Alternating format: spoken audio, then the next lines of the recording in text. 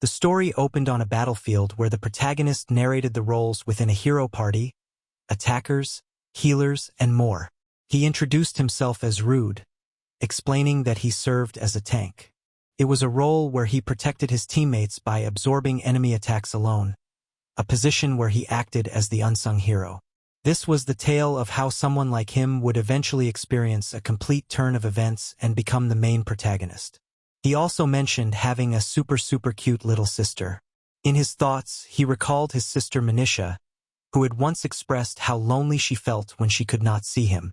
He had reassured her that he was not planning to go anywhere again. Just then, in the present, a girl called out his name loudly. That girl was Neen. Even though Rude had been lost in his happy daydream, he wondered what was going on. Neen questioned him, asking why he was acting like that, and mentioned that the adventurers nearby were spreading rumors about them. She asked if he could stop making weird faces in the guild. Rude wondered what kind of face he was even making. Neen pointed out that he must have been thinking about his sister again. Rude acknowledged inwardly that she knew him well. Neen reminded him that they had been in the same party for a long time, so she at least understood him that much. Still, she felt that he really liked his sister too much, and asked why he could not show interest in anything else sometimes. When Rude asked what she meant, she said she was talking about things like love. Rude questioned the idea of love, thinking that his little sister was already the cutest in the world. He then spoke more seriously, explaining that he had been avoiding other thoughts lately because of his sister's incurable illness. For her sake, he felt he had no choice but to take his chances with the treasures hidden within the labyrinth that the protectors guarded. When Neen asked what he meant, whether he was referring to the protectors on the top floor who were said to grant any wish, Rude dismissed it, calling the idea a fairy tale. Besides, he said only the hero party could fight their way past the protectors and the demons on the way. Neen teased him about the hero party, and Rude explained that as members of that very party, they had been exploring labyrinths daily in search of the protectors. However, with how things went yesterday, he believed they were nowhere close to defeating any protector. It was still a long road before they could find the treasure. Neen seemed amazed, but Rude asked her not to look at him like that. She insisted that she was not intending anything by it, and added that he had performed his role perfectly.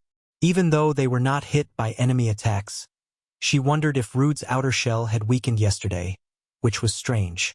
She emphasized that it was not his fault, and no one blamed him. Rude admitted that it was not just yesterday. Recently, during all their labyrinth raids, his outer shell, which had always taken the brunt of enemy attacks, had been weakening without him realizing it. He had been drinking potions non-stop, and he felt sure it had become a burden on Neen as the healer. He believed he would probably become a burden to the new comrades joining today as well, and he sincerely apologized. Neen asked what he was even talking about. She told him that everyone was able to fight until now, because he had been there with them. She fully understood how much he had been protecting her, and the rest of the party. She reminded him that his outer shell had 9,999 endurance, the highest ever recorded, and that he was excellent as a tank. So even if new members joined, she urged him to keep standing tall. At that moment, a man nearby exclaimed that the hero had arrived. He insisted it was the real deal, saying he had heard the hero had already conquered several labyrinths at such a young age. He arrived as the hero Kaiger-sama, a tall, handsome young man who stepped confidently into the room. He apologized to Rude for being late, but Rude responded that he had arrived on time. Neen greeted Lilia and Lily, while Kaiger's remarked that now that the entire party was present, he should introduce the newcomers. He then announced that the two individuals standing behind him were their new comrades. Everyone was shocked. Neen asked what he meant by two, and Kaiger's responded with an arrogant tone, wondering what part she did not understand. According to labyrinthian rules, he reminded them each party could only have 6 members. If these two joined, their party would become 7. But he said it was fine because starting today, Rude would be expelled. Rude was stunned. He could not believe he had been expelled, and wondered how this could have happened. Kaiger's explained that it was because Rude had become useless as a tank. He said that the moment Rude lost his outer shell, even for an instant and to that degree, it had sealed his fate. Neen protested, insisting that Rude had firmly blocked every enemy attack, and that the weakening of his outer shell was something Kygras already knew about. She was certain there had to be another reason besides the way Rude defended the party. Kygras questioned her, what other reason could there be? He then declared that the problem obviously lay with Rude's skills. Their unknown effects, he said, were interfering with their progress. Skills granted at birth, along with outer shells, were divine gifts, and Rude's were becoming a liability. Rude admitted that among the 4 skills he possessed, there were 2 whose effects he had never been able to determine, no matter how much he investigated. Kygras mocked him, stating that one of those unknown skills was undoubtedly a useless ability shaving away at Rude's outer shell. He said he refused to remain ally forever with someone burdened by such a defective skill. Nin shouted back that not all skills were good. Some were naturally troublesome and activated unconsciously. She insisted that they did not even know for certain whether Rude's unknown skills were the cause. Despite that uncertainty, Kygras was still forcing an expulsion. Kygras asked if she was suggesting something was wrong with his reasoning. Rude had suddenly lost his entire outer shell. If they had been unlucky, the whole party might have been annihilated. That alone, he said, was more than enough justification. He added that the newcomer was an evasion-type tank, highly regarded at the moment. She could attack while attracting enemy aggression and dodging all strikes. She was nothing like Rude, who could only defend. Therefore, he declared that Rude was expelled and asked whether Rude had any comments. Sorrowfully, Rude said he had none and that he understood. With that, he turned to leave. But Kygras was not finished. He reminded Rude that the party had been forced to suspend their labyrinth exploration the previous day because of him, and all their potential rewards had been ruined. He pointed out that Rude carried a cursed sword that did not suit him. Rude realized Kygras wanted him to hand it over, and he said he understood. Kygras took the sword, declaring that it made them even. Then he casually told Rude to leave in peace and to make sure he wasn't a burden in his next party. One of the girls mentioned softly that Rude had never truly been a burden and that he possessed genuine strength, so she wished him well. Nin sat down beside him and held his hand, heartbroken. Rude apologized, saying that she had been the one to invite him into the party, yet he had failed to meet expectations. Nin cried, insisting that none of it was true. Nin anxiously asked if Rude was really planning to leave this place. Rude reminded her that he had spoken many times about the country town where he and his little sister lived, asking if she remembered. Nin recalled the name Aventher and wondered what about it. Rude explained that she would be welcome to visit sometime, but since he was an adventurer, he would not always be there. However, he planned to live there permanently with his little sister from now on. Because of that, he said this was not a final farewell, and he felt certain they would meet again. Nin pouted, insisting that it was not as if she would feel lonely, even though he already knew she would. Rude told her he looked forward to the day they met again. Later, while walking through the market, he wondered what he should do next. He wanted to head back to Aventher, but he still had not found any reasonable carriage. He longed to see his little sister immediately. Kygras' earlier words echoed in his mind, accusing him that one of his unknown skills must be shaving away his outer shell. Rude questioned this, thinking that if he had been able to figure out the effects of his skills, perhaps he could have stayed in the party. He wondered if one of his skills was actually capable of consuming his outer shell without him noticing, exactly as Kygras claimed. If it was truly such a dangerous and out-of-place skill that could reduce his entire 9,999-point outer shell in an instant, what would he do from now on? He worried, but there was nothing he could rely on, especially not his judgment skill. As he walked, he overheard a boy asking if they were capable enough to handle the guard request. The girl reassured him that they would be fine, since they had just been promoted to rank D after completing many quests, and she added that no strong monsters should appear before reaching Kareth Town. Rude recalled that Kareth was a large town near Aventher. He approached them and politely asked for a moment. He said he had overheard their conversation about the guard request and asked if he could join them. The group stared at him, wondering why a stranger suddenly approached them. Rude explained that he had important business in a town near Kareth and needed to catch a carriage there at any cost. He added that he did not need a reward. The boy asked for his adventurer rank, and Rude admitted internally that because he had always secluded himself inside labyrinths, his adventurer rank remained at the lowest level, rank F. The group reacted in disbelief, noting that his rank was even lower than that of novice adventurers. They were sure he would be rejected. The girl squinted at him, feeling as though she had seen him before. Then she remembered he had once been a member of the hero party. Since the hero was recognized as the country's strongest adventurer, she assumed that anyone from that party must be extraordinarily powerful. She urged him to join them without hesitation. Rude paused, unsure. At that moment, an older man approached and asked if they were the adventurers who had accepted the request. Noting that it seemed they had an extra person, Rude realized he had missed the chance to tell them about his low rank. It felt like he was deceiving them, but he had no choice if he wanted to ride the carriage. He repeated his request, asking the old man if he would allow him to join as a guard. The old man agreed, saying that while the reward would not increase, he hoped they all got along well. He instructed everyone to get onto the wagon. Once inside, the old man noticed that the back of the carriage would be cramped for Rude, and told him he was welcome to sit on the driver's bench. Rude thanked him. Soon they set off. After some time they crossed the hills. Rude observed that there were not many nocturnal monsters in that area and believed that as long as they stayed alert for surprise attacks, they would be fine. Suddenly, he spotted a girl collapsing on the roadside. He immediately called out for the carriage to stop. Everyone inside was startled, wondering why they had halted so abruptly. The boy asked whether the figure ahead was a monster or a person.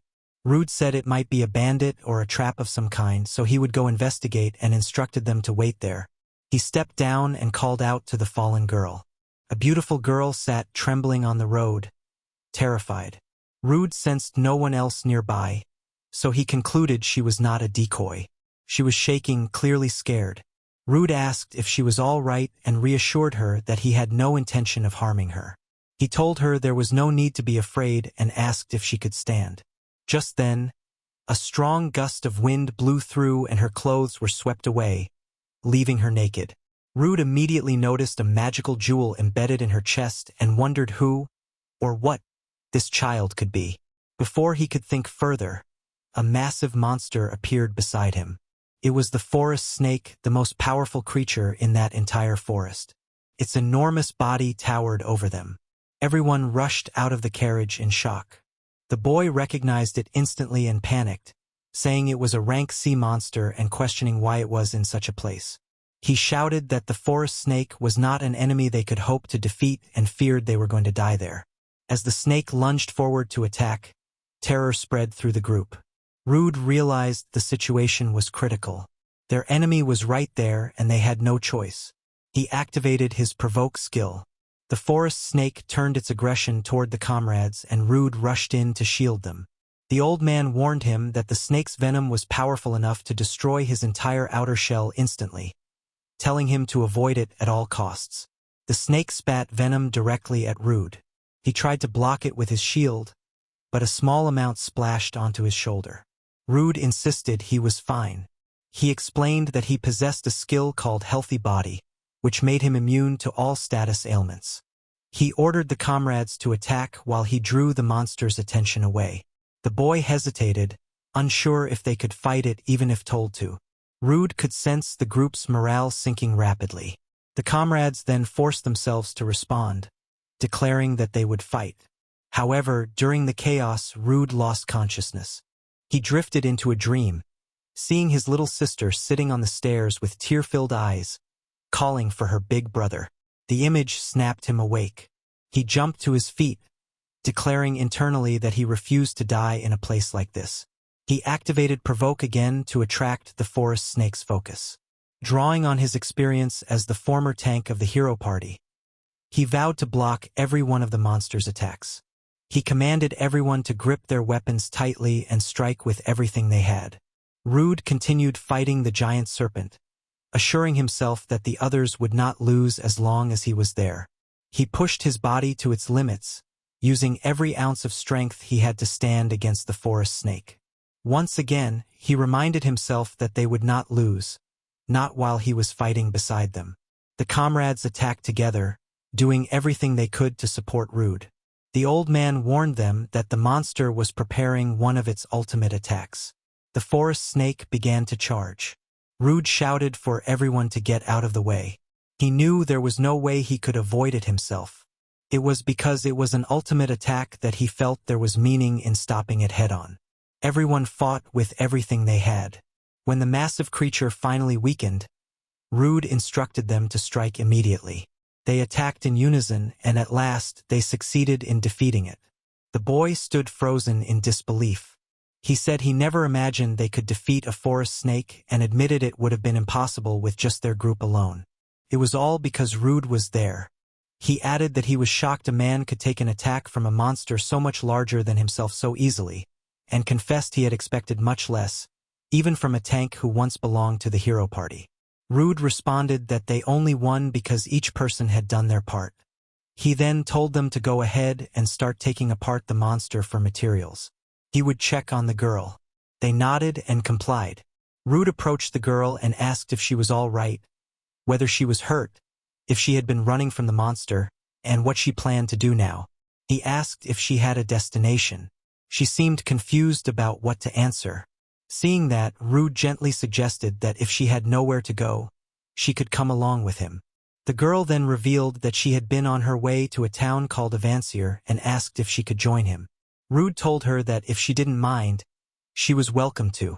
The girl nodded quickly, saying there was no reason she wouldn't want to go with him.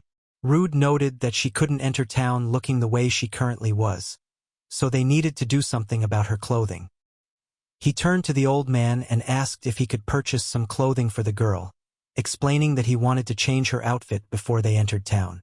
The old man handed Rude a piece of cloth, mentioning that the entire set was cheap, but if Rude wanted it, he could take it for free. Rude asked in surprise if he truly meant it, and the old man confirmed that if Rude hadn't been there to face a monster like that, they all would have been dead, so he wanted him to accept it as a token of gratitude. Rude then instructed the girl to go change in the shade nearby and told her to call for him if any monsters appeared. She thanked him and went off to change. Meanwhile, the old man quietly wondered if the girl might be a runaway slave. Rude thought back to when he first met her. He had already noticed it then. She was a homunculus.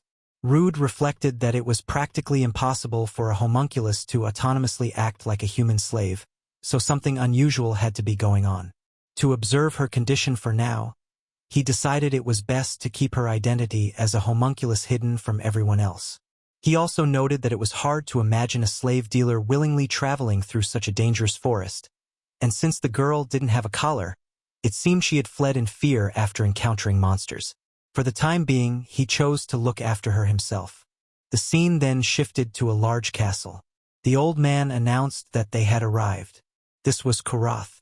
Rude informed him that he had business in Overpowered nearby and asked if he could part ways here.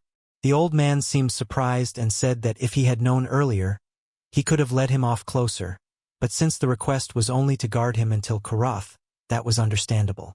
The old man added that this was his first time meeting such a courteous adventurer and hinted that he might seek Rude's help again someday. Rude replied that if the opportunity came, he would certainly help, and he thanked the old man for everything. He began to leave, but the boy came running and asked him to wait. The boy asked if Rude had a party at the moment. Rude answered that he didn't, and the boy immediately asked if he would form a party with them, explaining that they wanted to adventure alongside a strong tank like him. Rude was flattered, but he explained that he needed to raid labyrinths to find the treasures of their guardians. The boy became curious and asked if these were the treasures rumored to grant any wish. He said he had heard about them, and if Rude managed to unlock a famous treasure, it might even contain techniques related to homunculi. The girl asked if that was really true, and the boy admitted that he personally wasn't good with homunculi. He added that it wasn't about appearance. The only real difference from humans was the magic jewel on their chest. It was their emotionless and indifferent behavior that people often found unsettling. Rude explained that he had a wish he wanted granted, so he couldn't join their party. The boy understood and, believing in Rude's abilities, encouraged him confidently, wishing him luck in conquering the labyrinths. The girl then shyly asked if she could know his name. Rude realized he hadn't introduced himself yet, and told her his name was Rude. He asked for hers, but she replied that she didn't have one. Rude paused, thinking it would be hard to call her without a name. Noticing the Lunafia petals around them, he suggested calling her Luna for now, mentioning that she could change it later if she didn't like it. Just then, Rude noticed a pack of wolves approaching from behind Luna. The pack rushed toward her, but Luna swiftly eliminated each one with her knife. Watching this, Rude thought to himself that, as he had suspected, Luna truly seemed to be an illegally created homunculus. Rude reflected that Luna possessed a will and emotions that ordinary homunculi did not have. She was even capable of fighting. Normally, any illegally created homunculus would be disposed of immediately, but the fear he had seen in her eyes reminded him of Manisha, and because of that, he could not abandon her. Luna then asked him if something was wrong. Rude had been thinking that if she was truly that strong, she should have been able to defeat the forest snake on her own. Luna explained that she specialized in magic and did not have a single close-range combat skill. Rude realized that she used magic, which meant she could imitate abilities, and he wondered aloud when she had acquired magical skills. Luna clarified that she had skills that enhanced magic. Rude asked what else she had, and Luna mentioned that she possessed one support skill called Judgment. The name immediately caught his attention. Luna noticed his reaction and asked if something was wrong. Rude explained that Judgment was a real, extremely rare skill. He had heard that only one person across the neighboring countries ever possessed it, and that individual had passed away years ago. That meant Luna was now the only one in their entire society who had this ability. Luna asked if the skill was truly that precious. Rude thought about it, realizing that with Judgment, she might be able to determine the effects of the two unknown skills he had always worried about. He wondered if being expelled from his party had really been because of those skills. He asked Luna if she could use Judgment on him. She agreed immediately. Rude hesitated, noting that normally people charged an outrageous fee for even a single reading, but she insisted that it was part of her duty. She explained that she needed physical contact to activate the skill, and asked to excuse herself as she reached for his hand. Holding his hand, Luna revealed that Rude possessed 4 skills. The first was an ability that intensely attracted enemy attention, Provoke. The second was Healthy Body, which made him immune to status ailments, increased his natural healing, and toughened his body to its human limit. Rude acknowledged that he already knew about these 2 from his own research. His concern had always been the unknown ones. Luna continued. The next skill was Life Transformation, a power that allowed him to convert all the shaved-off outer shell into raw strength. Rude realized that this meant he had been carrying an offensive skill all along. Even though he had always been capable of using it, he had never invoked it, perhaps because such skills couldn't activate without fully understanding them. But now that he knew its effect, he would be able to handle it freely. Finally, Luna described the last skill, Sacrificial Shield. It allowed his own body to act in place of the outer shells of anyone he considered a comrade. While protecting them, the ability strengthened both his allies and his own physical toughness. Rude was stunned and asked if this meant he had been taking the damage dealt to other people. Luna confirmed it and wondered if there was an issue. Rude said there wasn't and silently realized that he had been receiving unseen damage all along because he had been shielding his party members without knowing it. He laughed softly. Luna asked what was wrong, and Rude said it was nothing. He had always been anxious about his unknown skills, but he never imagined the truth would be uncovered so easily.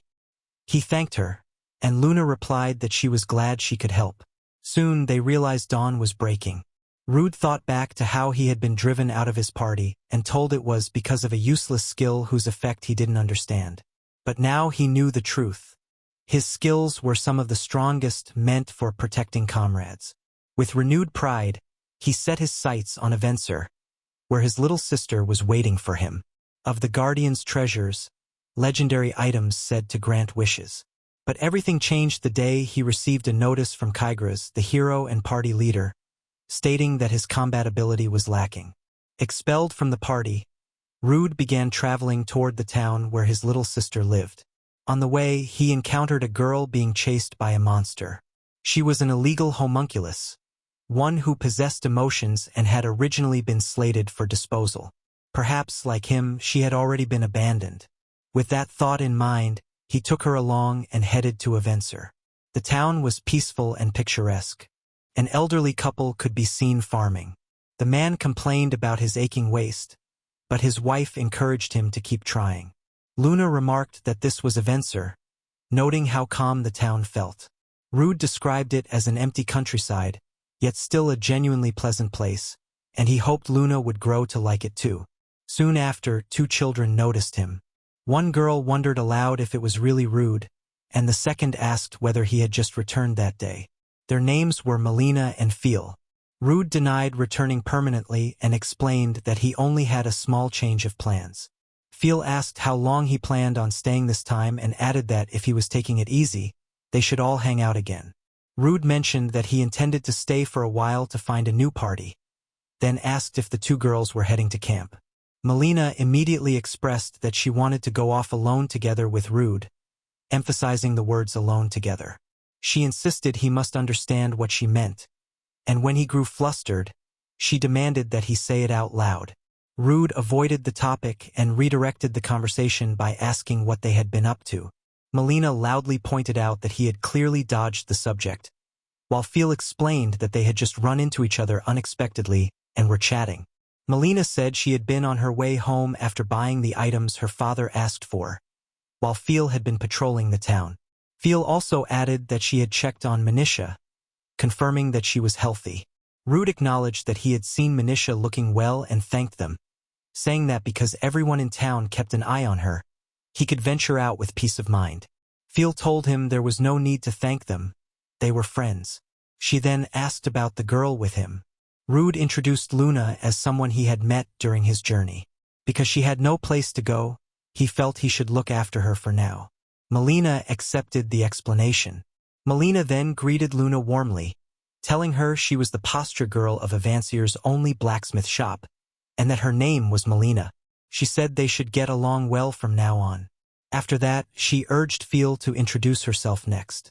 Feel hesitated, but eventually stated her name and mentioned that she served as the leader of the local vigilante corps, even though it was a small force that only operated within the town. She added that Luna could come to her any time if she had worries. Rude quietly mentioned that Feel was afraid of strangers, which made Feel panic and tell him not to reveal that. Luna giggled softly. Feel soon decided she should resume her patrol. She reminded Rude that Manisha was stable and healthy, but she had seemed lonely, so he should hurry to see her. Rude reflected that Manisha must be feeling lonely because she had not seen him. Melina added that although Manisha was happy on the inside, she had been looking gloomy. Rude agreed that he needed to visit her right away. Feel said she hoped to see both him and Luna later. When Rude and Luna reached a house, he told her that this was his home. He realized he had not properly explained things to her yet, and mentioned that he had a frail little sister who might be sleeping, so they needed to enter quietly. As soon as he stepped inside, he sensed a familiar scent. On the table were several dishes, every one of them made from tomatoes, all his favorites. Luna's stomach growled, and Rude wondered whose stomach had just made that sound. Luna asked him not to point out such an embarrassing thing. Just then, his little sister came out to greet him, welcoming her big brother home. She looked at Luna and immediately asked who that person was. Rude joyfully called out that he was home. Seeing Manisha after such a long time overwhelmed him. She looked so adorable that, for a moment, it felt as if a goddess had descended before him. He introduced Luna as the girl he had met on his way back. Because she had nowhere to go, he had brought her home for the time being. Manisha acknowledged this, then welcomed Luna politely, saying she was pleased to meet her. She introduced herself as Manisha, and added that while she might not be able to provide proper hospitality, Luna should make herself at home and help herself to the food. Luna thanked her softly. Manisha then told Rude that he must be tired from the long trip, and urged him to take a seat and eat. When Rude asked if she wasn't going to eat as well, Manisha explained that she had only prepared food for the 2 of them, so she would need to make one more portion. Rude advised her not to push herself. She already had a frail body, and preparing so much must have tired her. Manisha insisted she felt perfectly fine today. Rude suggested that, in that case, they could make the extra portion together. Manisha agreed, and as she did, her hair began to move. Luna immediately noticed this. Rude explained that it must be her first time seeing someone with such unique qualities, and she didn't need to address him so formally. Luna asked about those unique qualities, and Rude told her that humans born with high magical power sometimes experience changes in their bodies due to that power. Those changes differed from person to person. In Manisha's case, it was her hair. She could move all of it at will, but more often it simply reacted to her emotions. Luna felt that Manisha must be happy. Rude then remarked that she seemed to know he was coming home. Was that because of a skill she possessed? Manisha admitted that it was one way or another. Rude responded that regardless of how it worked, seeing her prepare all his favorite dishes and greet him at the door made him so emotional he could cry. Manisha teasingly called him a fool for saying that. Luna observed that the two of them seemed close. Manisha replied that she thought their closeness was perfectly normal. Rude wondered aloud if that was really how it appeared. He thought back to how, in the past, she used to cling to him constantly. She was grown now, of course. But even so, he loved this calm and slightly cold Manisha just as much. Manisha then called out to him, urging him to focus. Soon, 3 portions of food were prepared, and Rude eagerly began eating. They noticed Luna holding her spoon awkwardly. Manisha commented that it was an unusual way to hold it. Luna apologized, explaining that she had only used such utensils a handful of times. Manisha reassured her that there was no need to apologize. She helped Luna adjust her grip and told her they would learn things together slowly, one step at a time. 3 days passed after that, and Luna gradually grew accustomed to their lifestyle. She had already learned almost everything from cooking to reading, bit by bit. The next morning, Luna greeted both Rude and Manisha politely, wishing them good morning and announcing that she had prepared breakfast for them. When they looked at the table, both of them were stunned. Rude asked if Luna had made everything by herself. Luna confirmed that she had, and explained that the dishes were a combination of everything she had learned from Manisha over the past 3 days. Manisha praised her warmly, saying she was amazing, and that it was surprising how quickly she had absorbed everything. Rude examined the dishes and noticed that they were nearly identical to Manisha's cooking, even using her favorite seasonings. Luna was already showing complete mastery over the basics of daily life that they had taught her, despite hearing the instructions only once. He wondered if this was the result of a homunculus's exceptional learning ability. Then suddenly, Manisha asked her brother whether he had brought Luna into their home, because he was thinking of marrying her. Rude instantly grew flustered and denied it, asking what she was even talking about. Manisha realized she must have misunderstood. If Luna was not his love interest then, since the weather was nice, she suggested that she could take Luna around the village.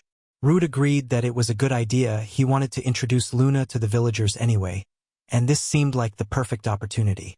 Manisha then told Luna that she would lend her some clothes so they could go out. Luna asked if she truly didn't mind, and Manisha assured her that she had the perfect outfit that might suit her. Rude thought that this slightly older sister-like version of Manisha was quite adorable. However, Manisha added that the accessories on the outfit were a bit complicated to put on, and offered to help Luna change. Hearing this, Luna panicked slightly and apologized, saying that she could change on her own. She quickly ran off to the next room to change clothes. Manisha had assumed that Luna must not have wanted to change in front of her. Rude, however, realized the likely reason. Luna was probably being cautious about the magical jewel on her chest being seen. As an illegal homunculus with emotions of being originally destined for disposal, she had every reason to be cautious. Rude understood her fear well. After all, he himself had been abandoned once before. Still, he hoped that someday she could live without carrying that fear. Rude reassured Manisha gently, saying he was sure nothing was wrong. Rude took Luna on a tour of the village. He explained that Avancier did not have an adventurer's guild or a church, but it did have a blacksmith and a pharmacy. Other than that, the town was mostly composed of houses, and the only thing that truly stood out was the nearby orchard. He pointed to the large field managed by the town, describing how it was divided into 4 sections, 3 for seasonal vegetables, and the last for something else entirely. Before he could finish, a man noticed them and called out to Rude. It was Regal, Melina's father. Without hesitation, Regal jokingly asked whether Rude had come to make a grandchild with his daughter. Rude froze in shock. He explained to Luna that this was Melina's father and the shopkeeper of the blacksmith he had mentioned earlier. Regal then asked if the girl with him was Luna, the one Melina had talked about. He introduced himself to her, suggesting they should get along well. Luna recalled Melina telling her that she was the posture girl for Avancier's only blacksmith.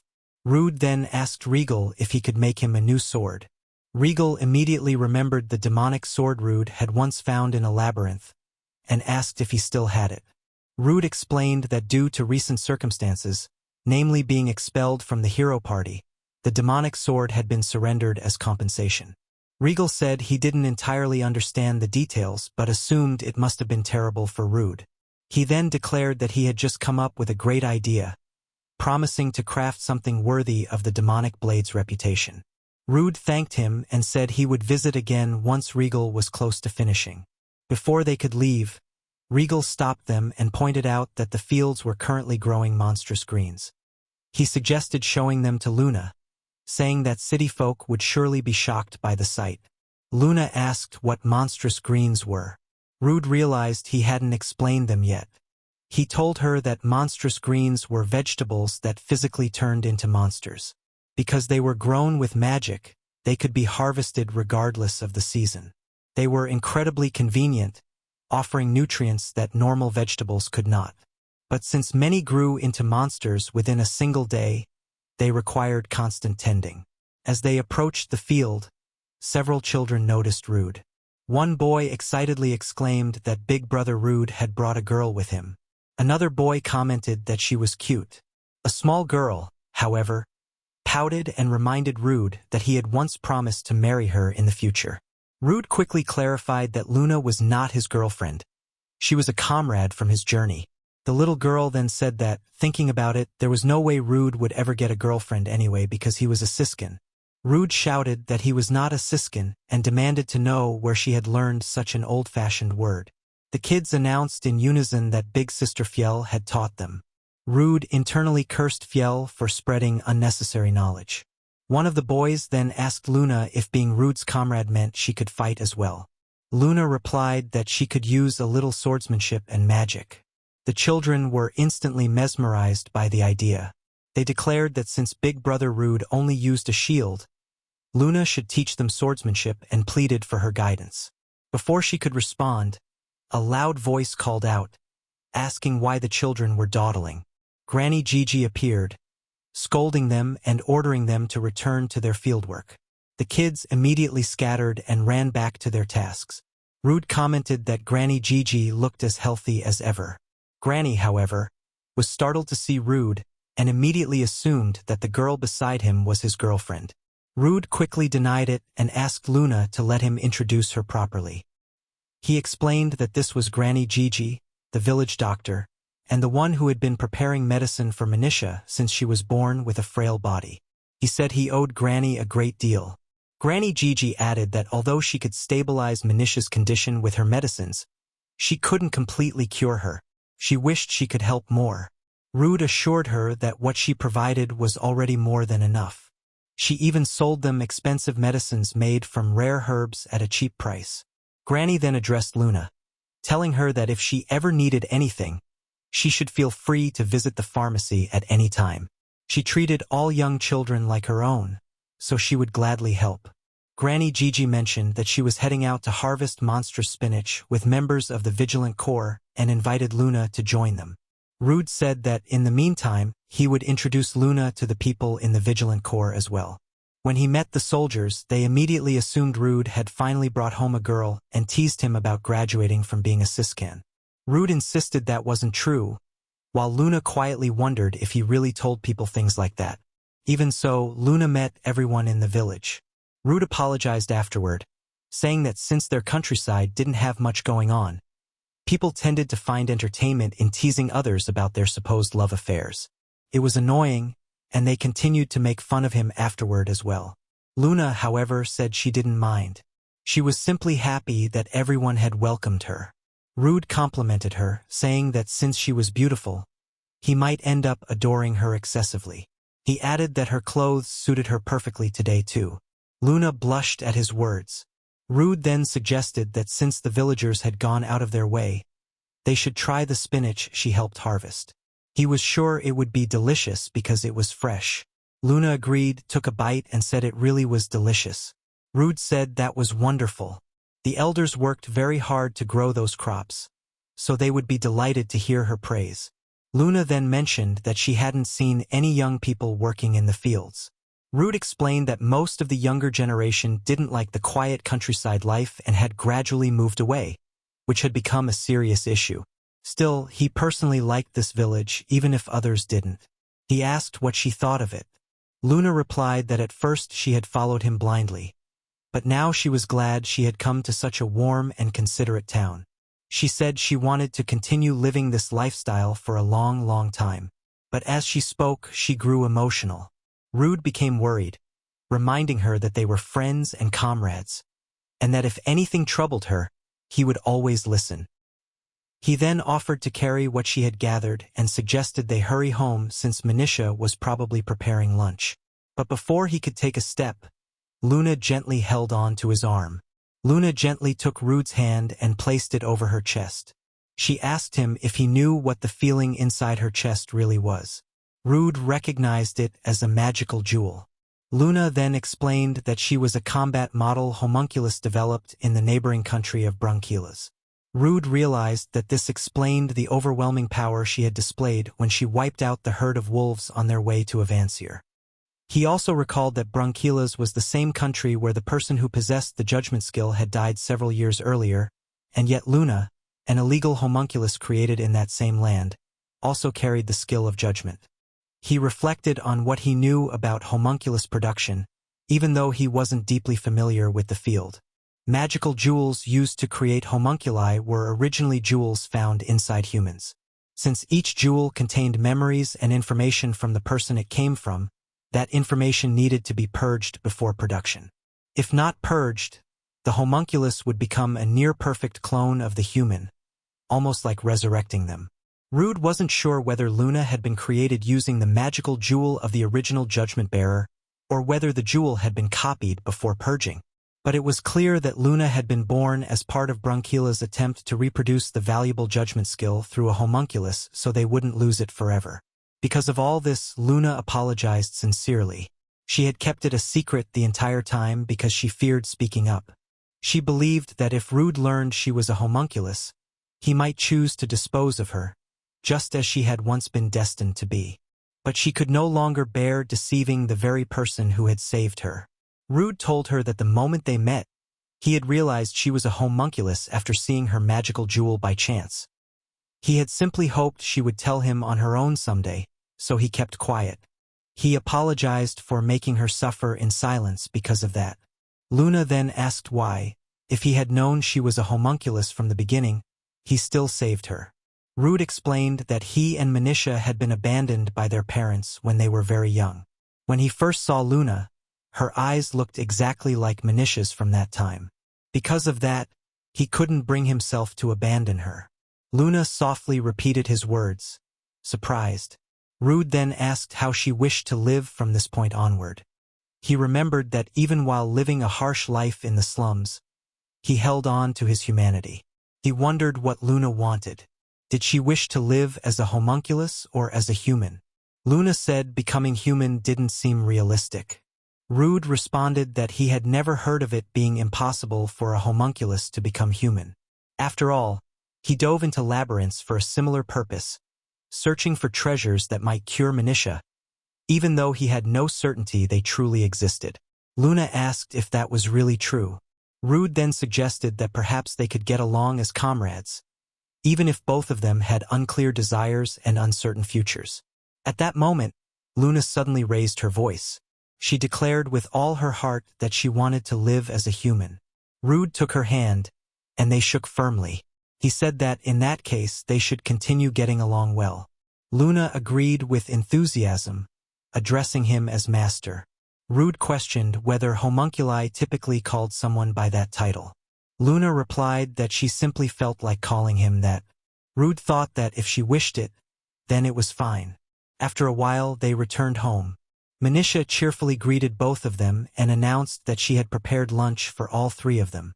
Luna then gathered her courage and said she had something she wanted to confess. When Rude asked if she was sure, Luna explained that she no longer wanted to keep secrets from those close to her. She revealed that she was actually a homunculus and apologized deeply for hiding it until now. Manisha was surprised but said she had suspected Luna was a little unusual. Still, she seemed genuinely happy and accepted her immediately. She asked if they could continue being friends from now on as well, and Luna, overjoyed, agreed, and embraced her. Manisha then turned to Rude and said she suspected he had known all along. Rude apologized for not saying anything. Manisha assured him that it was just like him.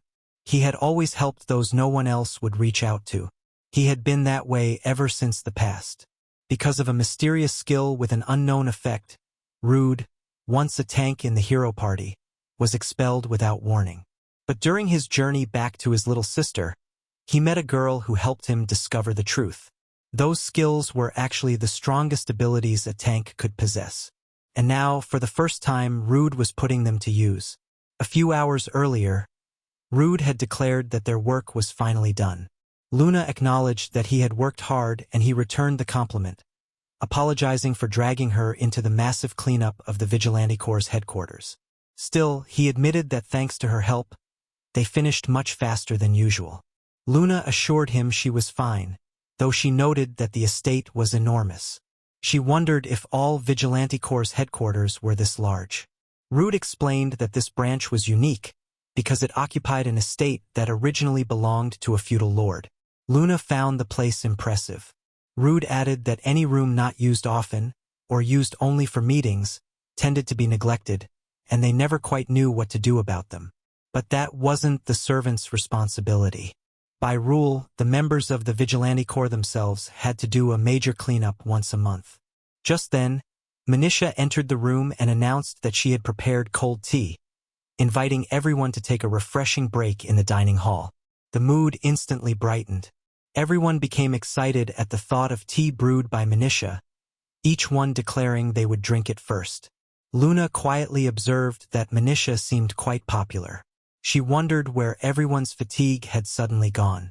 Rude sprinted off, determined to be the first one to taste his little sister's tea, insisting he would never yield that spot to the others. In his mind, Manisha's tea tasted best only when he drank it first. Teal commented that Rude's little sister obsession seemed as strong as ever. Rude disagreed, finding the word obsession offensive. He then asked Manisha if she was feeling all right. She said she felt fine today and that making tea was hardly strenuous work. She reminded him that she had always managed on her own, even when he wasn't around. Rude thought to himself that even if she said that, he still worried. Manisha added that although her body was frail, she didn't want to become a burden to her big brother. Rude told her, as he always did, that he had never once considered her a burden. A man behind them called out to Rude, suggesting that since the major cleanup was finished, they should have a duel for the first time in a while. Another man declared that he would show Rude how much he had grown during Rude's time away. Luna wondered what they meant by a duel. Rude explained that it was only a mock battle. Since they all had outer shells, they often held practice fights using training weapons. He warned her that even with an outer shell, a strike to the head or heart would shave off a large portion of it. As long as the shell wasn't completely worn down, no real harm would be done. But if it was fully depleted, she would need several hours to recover, so caution was essential. Rude considered it and thought that a mock battle sounded perfect, though he wasn't sure if he could handle fighting these guys right after having a bout with Teal. Teal, hearing that, was confused. Rude was irritated. He explained to Teal that although he had recently learned the true effect of the skills that had always been unknown to him, he had not used them even once since then. So if she didn't mind, he wanted to test those skills in a spar with her. Teal replied that she didn't mind at all. Hearing that, Rude prepared himself. Teal added that she had also been wanting to fight against him again for the first time in a long while. Rude was genuinely glad to hear that, and with that, the two agreed to begin. The battlefield was set, and both Rude and Teal stepped forward. Ready. Rude stated that the rule was simple. Whoever had a significant portion of their outer shell shaved away would lose. Teal agreed without hesitation. The referee signaled the start of the match. Luna quickly noticed that neither of them was moving. One of the boys explained that this was because Rude and Teal didn't use speed to toy with their opponents. It simply wasn't their fighting style. Another boy added that even so, the one who would make the first move would be Teal. And he was right. Teal was the first to charge, striking directly at Rude. Rude felt the impact immediately. He thought to himself that her flow of attacks was incredibly heavy. He managed to block but could feel the strain spreading through his body. He suspected that some of his outer shell had been shaved off. For someone like him, trained as a tank, a small attack shouldn't have been enough to damage it. But Teal had clearly grown stronger since the last time they fought. If he allowed even one solid hit, a large portion of his shell would be gone. Luna whispered that Teal-sama was truly strong. Manisha added that although the Vigilant Corps sounded impressive by name, most of its members were young people who had never even visited a major city. As a result, few of them excelled in combat. However, both Teal and her big brother were different. They were the kind of people who should have been using their abilities in a much larger town from the beginning. Luna acknowledged this new information with interest. Some of the boys began cheering for Teal, pointing out that she occasionally managed to knock Rude down as well. Hearing their cheers, Luna grew irritated and burst out, urging her master to do his best. Rude recalled that before his mock fight with Teal, he had asked Luna to have a practice magic battle with one of the members of the Vigilant Corps. Luna had said she specialized in magic, but he hadn't yet confirmed how powerful her attacks truly were. He asked Luna how much outer shell she had. She responded that she had 3,340. Rude noted that this amount was on par with an average adventurer's outer shell, though he still warned her to be careful. Luna acknowledged the warning. Rude mentally reviewed what he had observed earlier. Judging from the results of her practice fight, Luna's magic power was overwhelming. She had blown away a corps member whose skill level in magic matched that of a rank C adventurer.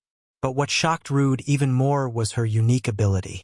She could use any spell she had never used before simply by seeing its magic circle once.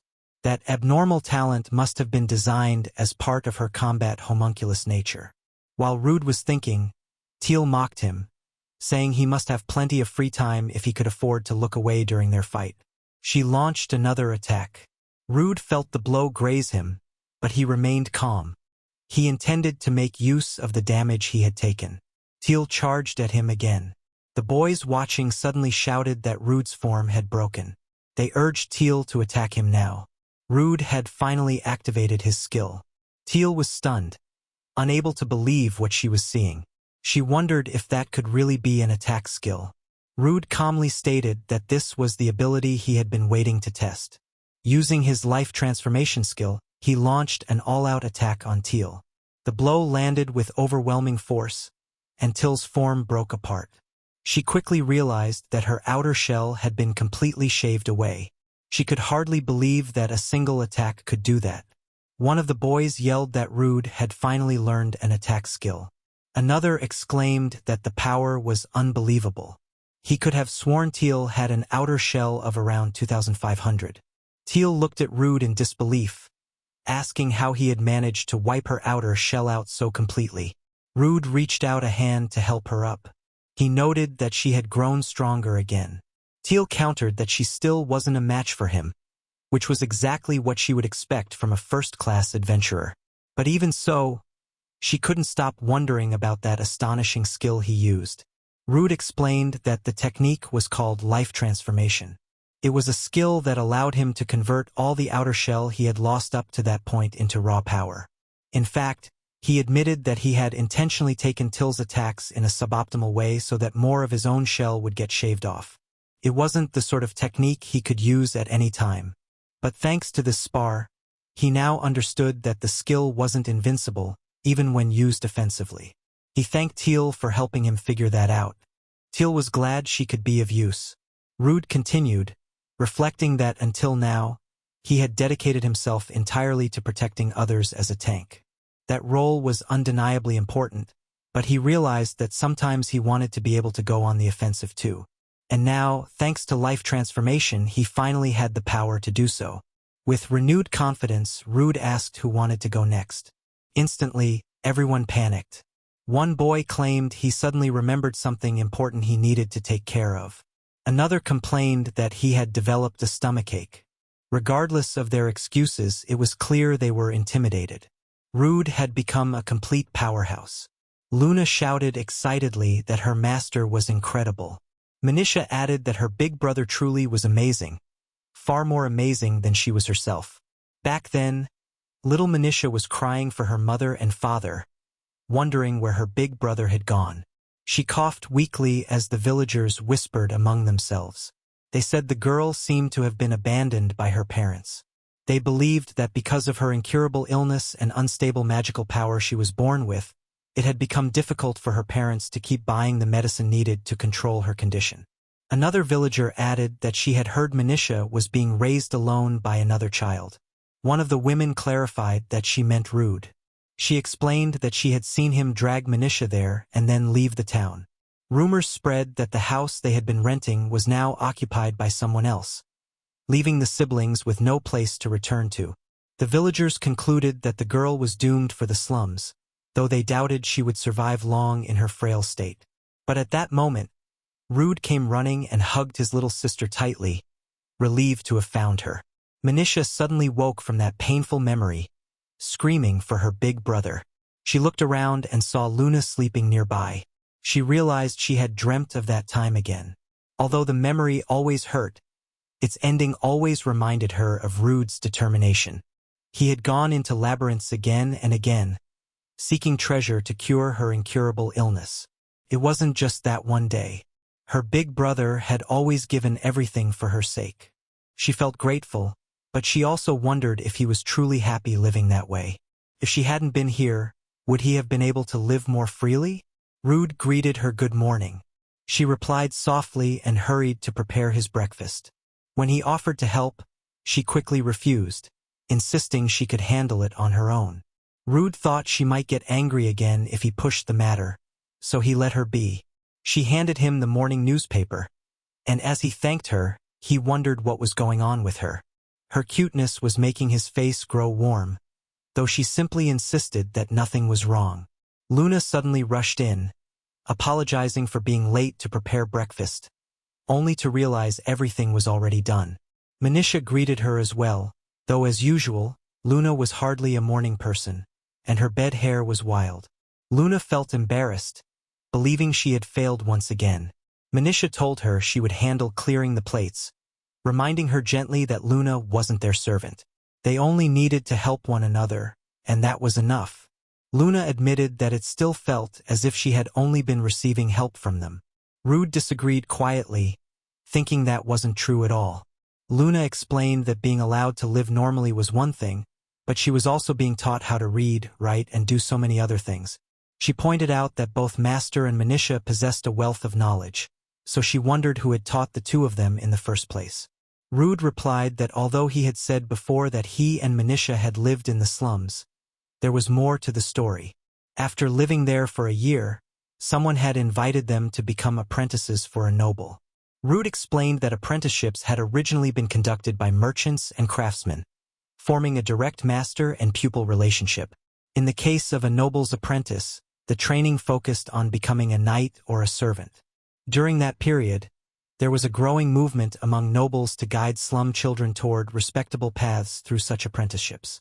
Because of this movement, children like them could attend an academy, train properly, and even receive personalized instruction. He recalled how, even back then, the Knight Academy treated him exceptionally well.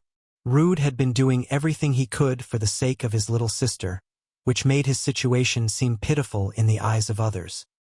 He informed Manisha that he was heading into town for a while and asked if she needed anything. She thought for a moment and decided she would be fine. With that, he told her he would be leaving. After he left, Manisha went to rest. Luna quietly approached and asked if her body was feeling unwell. Manisha assured her that it wasn't that. Luna checked again, reminding her that she shouldn't force herself, but Manisha repeated that she was truly fine. She explained that she had simply been remembering the past and had zoned out. Luna grew curious and asked about the past. Manisha recalled the days when her big brother was attending the night academy. She described how incredible he had been, achieving top grades even though lectures had never been his strong suit. Luna admitted she expected no less from him. Manisha continued, explaining that he had been so exceptional that everyone assumed he would become a knight. After all, accepting a noble's apprenticeship usually meant taking the knight's exam and becoming a knight afterward. It was normal for apprentices to end up working as a bodyguard or servant for nobles. She remembered how she herself had been used to cooking and cleaning, and how she wanted to try her best back then so she could support her big brother, who was studying tirelessly to become a knight. But then she recalled the voices of the other girls. They had said that Rude wanted to become an adventurer to find a cure for his little sister's illness. They repeated how he spoke about defeating the guardian of a labyrinth in order to obtain a treasure capable of granting wishes. They pitied him, saying that even though he had the chance to become a knight, a rare opportunity for a commoner, and even had noble connections, he could not follow his own path because of his sister. They felt sorry for him. Hearing such things, Manisha believed that her existence was closing off many paths that might have opened for her big brother. She felt as if she should simply disappear from his sight. But no matter how much she thought about it, she couldn't bring herself to act on the thought. She knew exactly why. Back when they lived in the slums, there had been many nights when Rude didn't return at the usual time.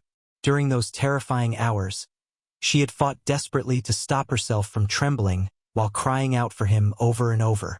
If Rude hadn't returned on those nights, she would never have survived on her own. She would have been forced to die. And yet, she hadn't been afraid of death. What terrified her was the idea of being separated from her brother. Manisha admitted to herself that it had always been impossible to separate from him. She recognized that she still carried the selfishness of her childhood even now, yet she didn't want to remain a burden on him any longer. Seeing her expression, Luna became worried. She wondered what she should do to comfort her. When Manisha asked what was wrong, Luna explained that her expression looked unbearably sorrowful, and she wanted to console her but didn't know how. She apologized for not being able to think of anything. Manisha then asked Luna a difficult question. She wondered what Luna would do if she had someone willing to sacrifice their entire life for her sake. Luna repeated the idea in disbelief, trying to grasp it. Manisha clarified that the person she meant had many other paths they could take, paths that would make them much happier. But despite that, they still chose to sacrifice everything for her. She thought about that day when she had been abandoned, her parents' hands slipping away from hers. If her big brother hadn't come to save her then, she would have been lost forever. He could have lived a normal life without the slums. If he hadn't dedicated himself to curing her incurable illness, she was certain that instead of becoming an adventurer, he would have become the most powerful and famous knight in the entire world. Manisha wondered how Luna herself would interact with someone who devoted their entire life to another person like that. Luna admitted that she didn't know if anyone would ever go so far for her, but she believed that if someone chose to make such a sacrifice, then that must be what made that person happiest. She assumed Manisha was talking about their master. Luna suggested that Manisha should try speaking with him directly. Luna reminded her that Master had saved an illegal homunculus like her, someone most people would avoid without hesitation. Because of that, she believed he must think differently from ordinary people. Manisha hesitated. She felt that even if she tried to talk, she wouldn't be able to express herself well. She didn't know how to interact with her big brother anymore.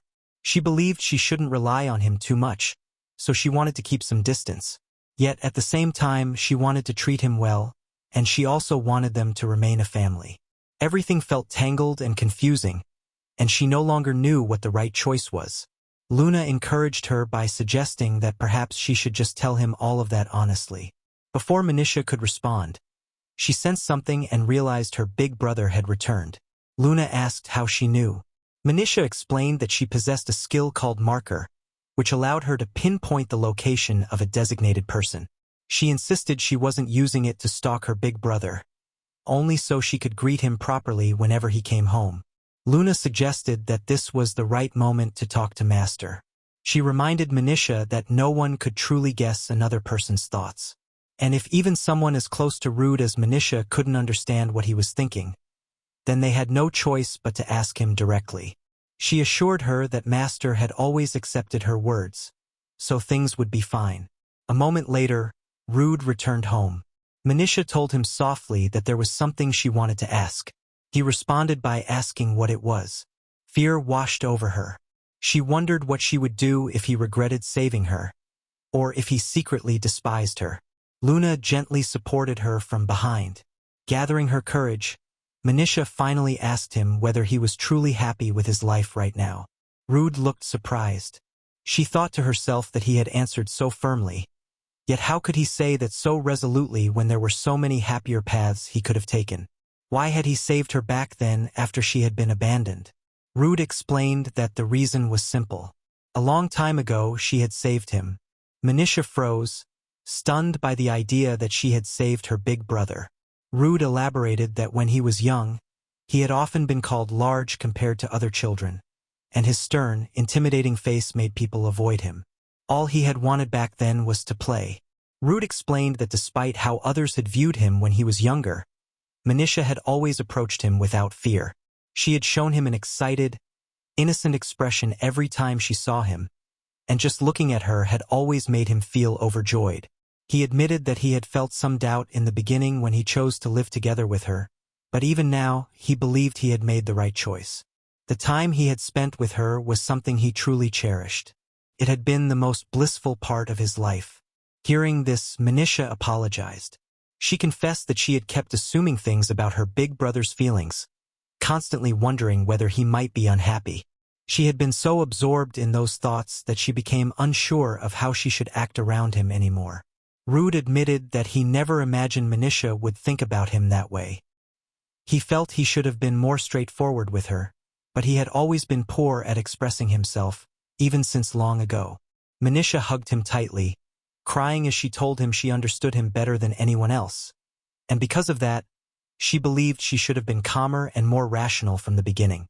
Rude responded that none of that was important. Then he thanked Luna.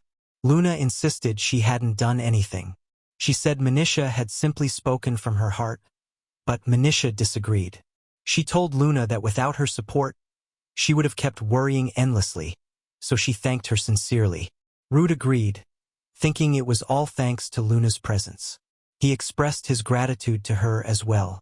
Feeling flustered and happy, Luna announced that lunchtime was approaching, so she would go prepare their meals. Rude suggested that they all cook together, and Manisha responded with excitement.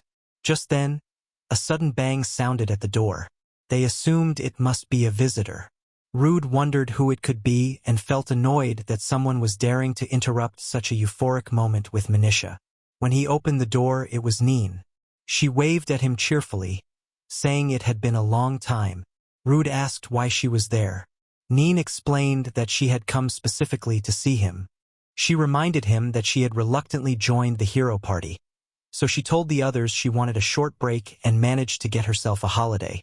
Rude wondered aloud that Kaigress must have allowed her to take the break. Neen corrected him immediately, asking what he was even thinking.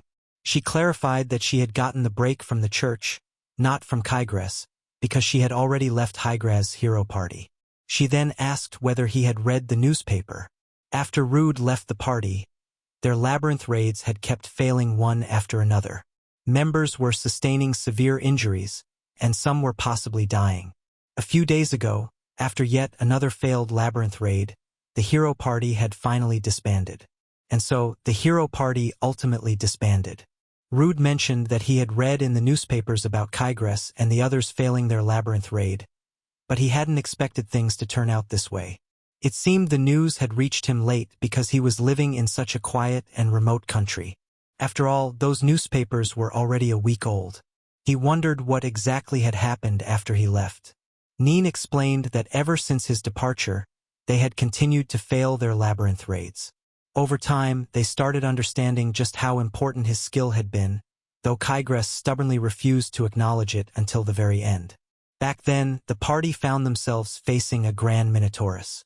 Kygres urged the group of girls to get into formation, insisting that they should quickly overpower it and move ahead. Sashin and Saa, as always, were told to stay calm and give their best. They pushed forward and fought the monster. Sashin insisted that their wounds were still light, and that if they stayed in one place for too long, more monsters would appear. She urged the others to take it down quickly and to take the fight seriously. Kygres gave the same command, pressing them to hurry. Kygres grew irritated. The last time they fought this same monster, it had not been this difficult.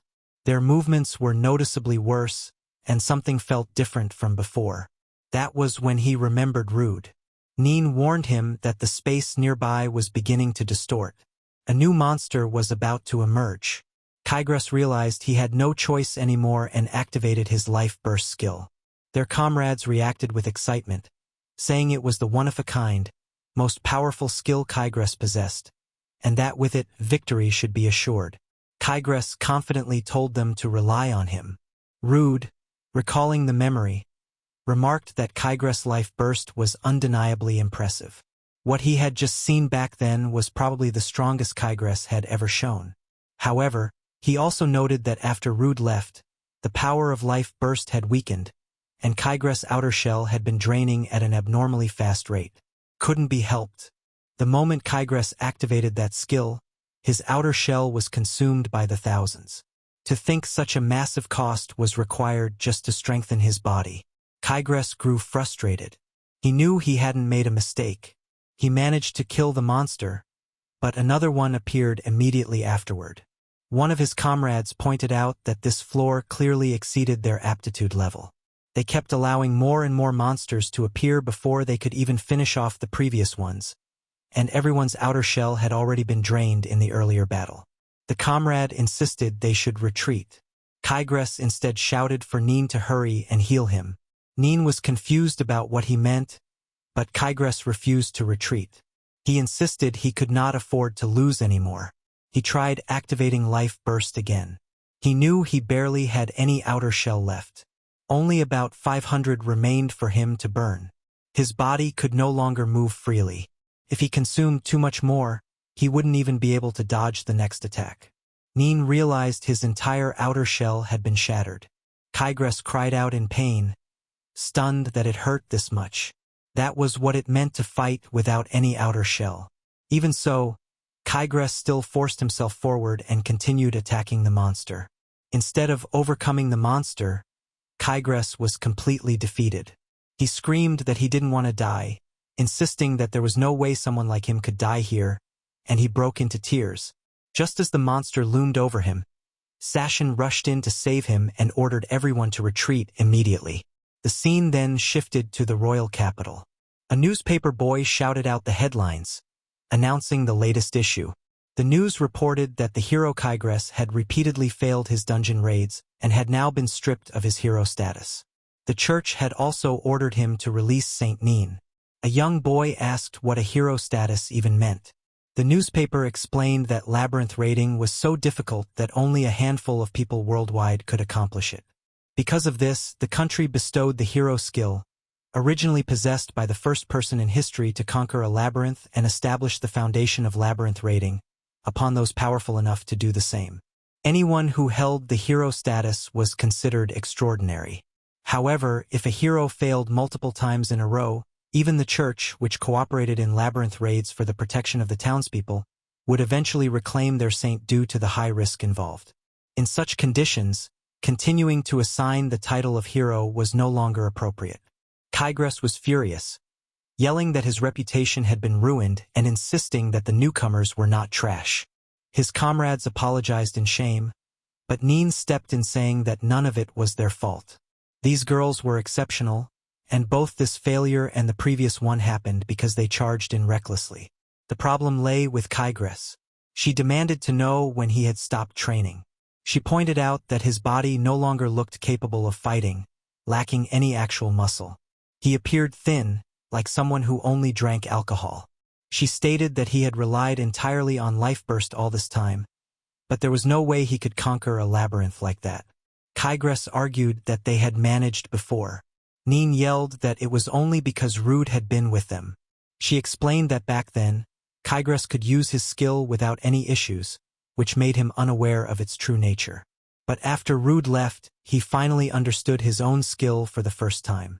Kygress asked what she meant, and Nin told him he would understand if he looked at it logically. Life burst consumed a huge amount of his outer shell in order to enhance his body. Up until now, he had always been able to unleash his strongest life burst right after Rude suddenly lost all of his outer shell.